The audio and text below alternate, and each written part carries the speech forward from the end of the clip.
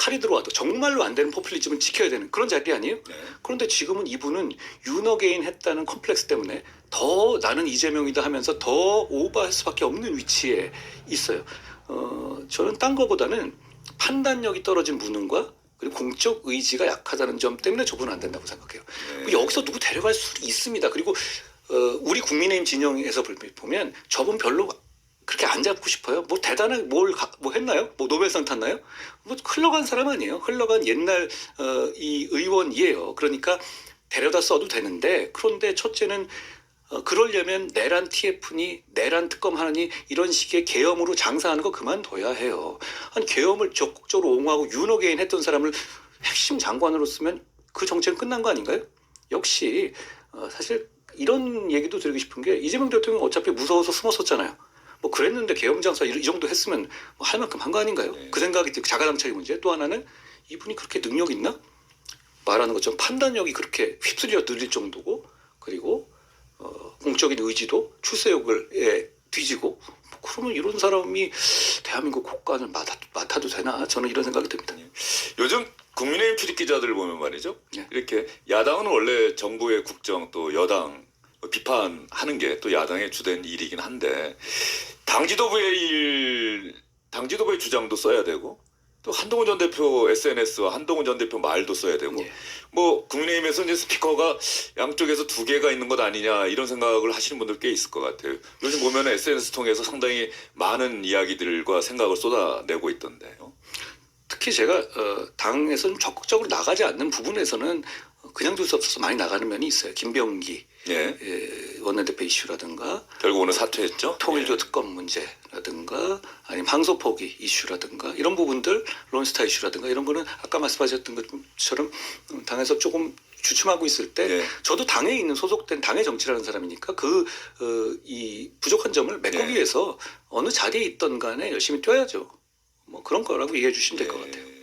이렇게 국민의힘 또 지지하는 분들 위해서 한동훈 전 대표가 열심히 하고 있는데 당 뭐 지도부 당 주류라고 해야 되나요? 당부감사위원회에서는 한동훈 전 대표 가족이 연루된 것 아니냐는 그런 의혹을 받고 있는 이른바 당원 게시판. 근데 오늘 한동훈 전 대표가 주영진의 뉴스 직격 나오는 날인데 공교롭게 오늘 발표를 했어요. 뭐 봤더니 IP 뭐 추적을 해봤더니 뭐 이런저런 글들이 있고 한동훈 전 대표의 가족인 것으로 또 한동훈 전 대표도 관리 책임이 있는 것으로 뭐 파악된다 이렇게 당무감사에서 발표를 했던데 여기에 대해서는 당연히 한동훈 전 대표 생각을 궁금해하시는 분들이 있을 것 같아요. 예, 저는 그동안에는 제가 당원 정보에 대한 보호 그리고 익명성에 대한 보호가 대단히 중요한 가치거든요. 그러니까 우리가 통일교 뭐 명단 달라고 해도 몸으로 막았던 거잖아요.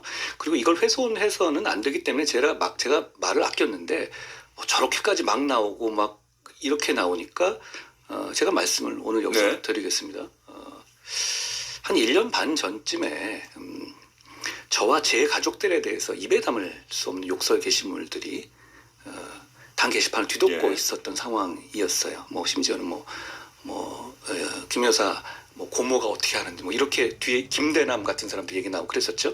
기억나실 것 같습니다. 뭐 저를 공격하라고 뭐 사조가 있었고 이런 상황이었죠. 뭐 제 가족들에서 굉장히 원색적이고 모욕적인 내용들이 사실 당 게시판을 뒤덮고 있었죠. 근데 당 게시판이라는 것이 익명을 보장해 주는 곳이에요. 그리고 몇 개 올라가지도 못하는 것이고 그러니까 큰 의미는 없는데 그런 상황에서 제 가족들이 그 익명이 보장된 당 게시판에다가 윤 전 대통령 부부, 윤석열 전 대통령과 김건희 부부 대통령 이 김건희 씨에 대한 비판적인 사설, 칼럼 이런 걸 올린 사실이 있다는 것을 제가 나중에 알게 됐어요. 예. 당시에는 알지 못했어요. 오늘 당감위에서 근데 마치 뭐 제가 제 이름으로 쓴 게 있는 것처럼 발표를 한 것도 있던데 그거는 명백한 허위 사실입니다. 저는 가입한 사실조차 없기 때문에 한동훈 전 대표 명의의 계정이 있고 그게 뭐 같은 IP다라고 한 이호선 씨 주장은 그냥 명백한 허위 사실입니다. 그게 지금 말씀드린 게 제일 네. 전부인데 만약에 가족이 가족 명의로 게시물을 올린 게 비난받을 일이라면 사실 그건 가족을 비난할 일은 아닌 것 같아요. 제가 정치인이니까 일어난 일이니까 저를 비난하시더라. 저는 이렇게 말씀을 드리고 싶어요. 그런데 실제로 오늘 발표를 봐도 그렇게 올린 게시물이 명예훼손이라든가 무슨 모욕이라든가 이런 내용이 아니거든요. 그러니까 이 주요 일간지 사설이나 칼럼 같은 거를 익명으로 올린 거예요. 그걸 오히려 오늘 발표로 명확해진 거죠. 모욕적인 내용, 예를 들어서 뭐가 잘못된 글이라는 얘기를 못 하잖아요. 그러니까 결국 그게 이 내용인데 사실 작년 말에 소위 김옥균 프로젝트라고 해서 이거 가지고 저를 당대표에서 끌어내리기 위해서 여러 가지 공격들이 있었을 때 그때 당시에 제가 신뢰하던 장동혁 의원에게 이 상황을 설명했어요. 네, 그래서 그때 기억나실지 모르지만 장동혁 대표가 여러 방송에 나가서 이거는 그냥 한동훈에 대한 정치적인 공격이고 이건 익명 게시판에다가 문제없는 글을 쓴 거기 때문에 문제될 게 하나도 없다라고 아주 강력하게 설명을 했었죠. 그게 다 방송에 남아있죠.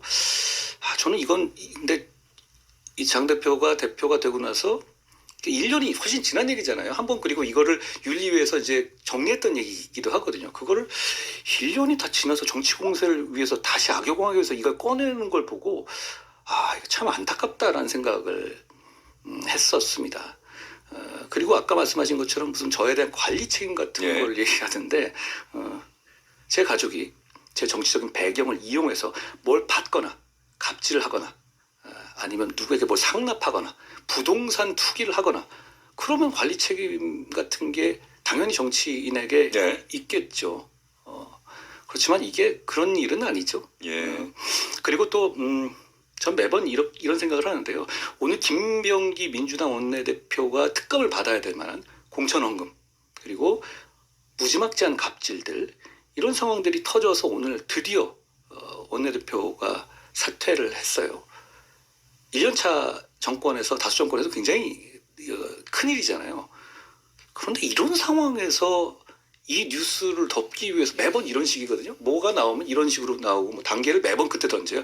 이걸 맞춰서 이렇게 마치 민주당을 도와주기 위해서 이러는 것에 대해서 저는 이건 이렇게 우연히 겹치면 우연이 아니지 않는가라는 의심까지 하게 되네요. 자, 한동훈 전 대표가 어쨌든 내 가족들이 좀 사설 칼럼을 올린 거는 나중에 알았다라고 조금 전에 말씀을 하셨는데 또 당원들 사이에서는 그런 한동훈 전 대표 가족의 행위 나중에 알았어도 어쨌든 한동훈 전 대표가 그런 부분에 대해서 뭐 쿨하게 인정하고 사과하고 갔으면은 별거 아닌 문제였을 텐데 왜 이게 1년 동안 제기가 됐을 때 왜 분명하게 얘기를 하지 않았느냐. 자, 무슨 말씀이냐면 당에서 당원들에게 익명으로 글을 쓰라고 허용해 준 것이잖아요. 그렇죠? 그러면 그 당원의 익명성을 보장해줄 의무가 있죠. 그럼 누군지 여부에 대해서 어떤 글인지 여부에 대해서 그게 공개하는 선례를 남기면 되겠습니까? 저는 그거는 이상하다고 생각해요. 왜냐하면 그게 어떤 모욕성 내지는 뭐 허위사실 명예훼손 같은 거라면 그건 범죄로 수사하면 되잖아요. 그러면 모르겠어요. 그게 아니라 사설이라든가 이런 걸로 어떤 이 정부나 권력자를 비판하는 내용의 글을 게시한 사람이 누군지 그걸 나중에 색출하는 전례를 저는 남기면 안 된다고 생각하는데요. 제가 오늘 말씀드리는 이유는 아니 그걸 본인들이 안 되는 걸 가지고 불법적인 개인정보보호법이라든가 여러 가지 정당법이라든가 이런 걸 다 저촉함에도 불구하고 저를 흠집내기 위해서 그냥 오픈을 해버리잖아요. 이렇게 되면 제가 설명하죠. 근데 그러기 전 단계에서는 저는 얘기하지 않는 게 맞다고 생각해요. 그렇지 않겠습니까? 그러면 앞으로 그러면 누구에게 기분 나쁜 글을 쓰고 그게 그 익명까지 보장을 놨는데 그러면 이게 범죄 수준도 전혀 아닌데도 그럼 매번 까볼 겁니까? 그러면 그 당시에 있었던 저를 비판도 아니죠. 언색적으로 욕설하든 그런 거 다 까보나요? 저는 그러지 않아야 한다고 생각하거든요. 왜냐하면 그건 일종의 그렇게 얘기하라고 해놓은 것이잖아요. 저는 그런 면에서 제가 이걸 그동안 얘기 안 했던 거는 저는 당연하다고 생각해요. 제가 그리고 왜 이걸 이렇게 얘기하지 않았는지에 대해서는 제가 예전부터도 같은 톤으로 계속 일관적으로 설명해 왔고 그리고 이 이유에 대해서 아마 장동혁 대표도 그때 방송 나와서 계속 얘기했었을걸요. 이걸 공개하는 선례를 남긴 것이 대단히 문제라는 것을 그건 당을 운영하는 사람이라면 누구나 그 생각해야 되는 부분이다라고 생각합니다.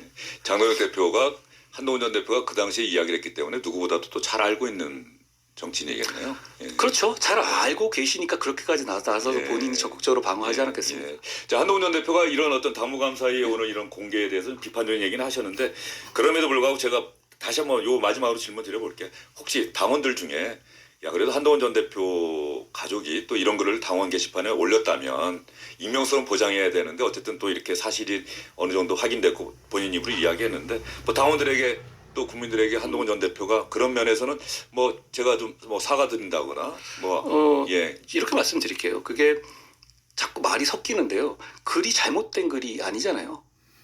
그러니까 어떤 모욕적인 글을 썼다면 모르겠는데 그 당시에 윤석열 전 대통령과 김건희 여사에 대해서 좀 제대로 가야 된다라는 일간지 칼럼을 당 게시판에 올리는 것 자체가 잘못된 일은 아니거든요. 예, 예. 그렇죠? 저는 그렇게 생각합니다. 그리고 그 부분에 대해서 비판받을 문제라면 그건 제가 다에게 비판을 받겠습니다. 예. 제가 가족이 비난받을 일은 아니라고 생각하고요. 제가 그 당시에 몰랐지만 저를 비난하실 문제라고 생각하신다면 그건 제가 감사합니다. 예. 예. 한동훈 전 대표가 감수하겠다. 아니 예. 제가 지금 다 말씀드렸잖아요. 이런 예. 상황이에요. 그런데 이 생각도 들어요. 그게 앞으로 이런 식으로 이 익명 게시판 문제를 가지고 누가 이렇게 앞으로 이 선례를 가지고 이렇게 하게 될까 저는 그게 약간 걱정돼요. 그러면 누가 우리 당의 익명 게시판에 들어와서 소신 있는 글을 쓰겠어요? 알겠습니다. 오늘 한동훈 전 대표 이야기를 들은 또 국민의힘 당원들도 또 생각을 많이 하실 것 같고요. 자, 한동훈 전 대표 2026년, 예. 2025년까지 2026년에는 뭔가 지방선거가 있고 한동훈 전 대표가 뭐 다시 뭐 당 전당대회가 열릴지 안 열릴지는 누구도 알 수 없는 상황이고 지방선거 때 열리는 국회의원 보궐선거도 있고 어떻습니까? 이제 좀 구체화해서 당 지도부와 잘 얘기해서 한번 도전을 하겠다 이런 생각이 좀 있으십니까? 저는 미리 정할 문제는 전혀 아니라고 생각하고요. 그리고 지금도 저는 민주당의 폭주에 누구보다 앞장서 싸우고 있다고 생각해요. 그러면서도 민생 이슈를 발굴 하는데 최선을 다하겠습니다. 그걸 국민들께서 평가해 주지 않으실까 생각해요. 사실 자리는 도구일 뿐이지 목적이 아닙니다. 예. 자리가 없다고 싸우지 않거나 자리 안 준다고 최선을 다하지 않으면 저는 그건 큰 정치라고 생각하지 않습니다. 큰 정치하고 싶습니다. 예. 큰 정치하고 싶다. 근데 큰 정치하고 싶다가 무엇이 되겠다는 거는 전혀 없는 겁니까? 그래도 큰 어떤 정치를 나라를 위해서. 만들겠다가 큰 정치입니다. 내가 무엇이 되겠다는 건 처세술이죠. 예. 김대중 전 대통령이 예전에 무엇이 되기보단 어떻게 살지 예. 이게 나한테는 가장 큰 숙제다라고 얘기했는데 뭐 비슷한 생각을 또 갖고 계신 것 같네요.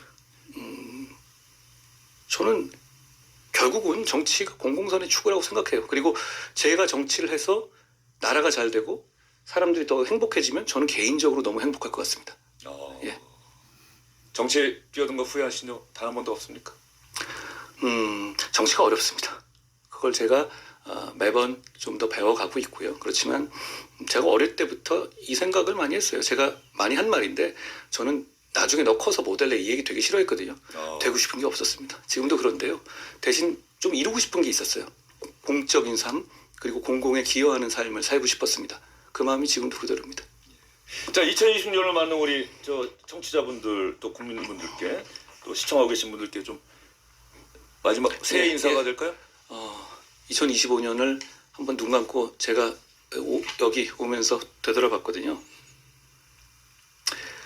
제가 좋아하는 영화 타짜 중에서 고니가 파도가 많은 인생이야 이런 얘기를 해요. 2025년은 우리 모두가 정말 파도가 많았을 것 같아요. 국민들 모두가. 그런데 그게 정치권의 잘못으로 인한 것이었기 때문에 죄송하다는 말씀을 다시 한번 드립니다. 2026년은